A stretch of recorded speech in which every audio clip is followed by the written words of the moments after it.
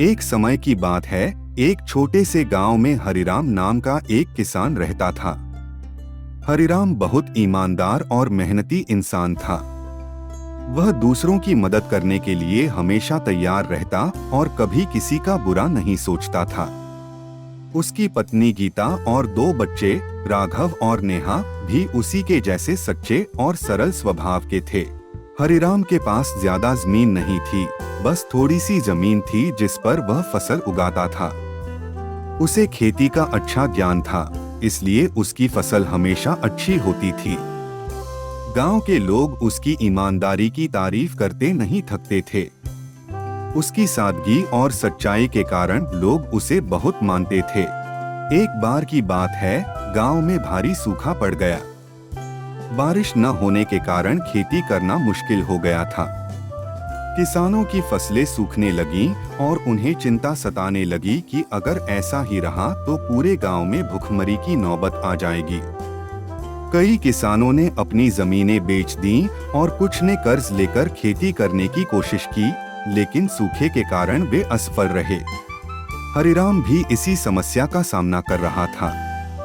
उसके खेतों में भी फसलें सूखने लगी थीं, लेकिन उसने हिम्मत नहीं हारी।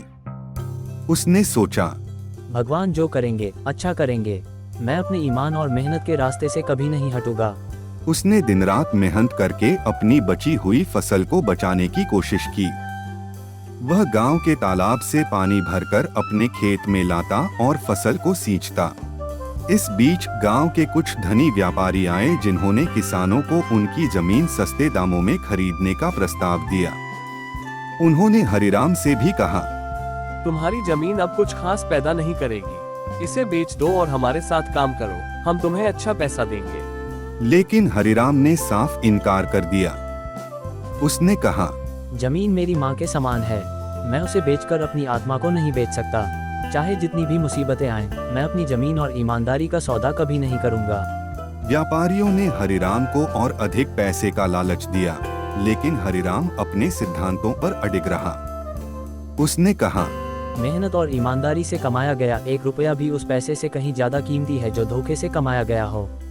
हरिराम की मेहनत रंग लाई। उसने जैसे तैसे अपनी फसल को बचाया और जब बाजार में अनाज की भारी कमी थी तो उसी समय अपनी फसल बेचकर अच्छा मुनाफा कमाया। उसकी फसल की गुणवत्ता इतनी अच्छी थी कि व्यापारी उसे ऊंचे दामों पर खरीदने के लिए तैयार हो गए। लेकिन हरिराम ने वही कीमत ली जो सही और न्यायोचित थी। उसने कहा, मैं किसी की मजबूरी का फायदा नहीं उठाऊंगा, जो सही दाम है वही लूंगा।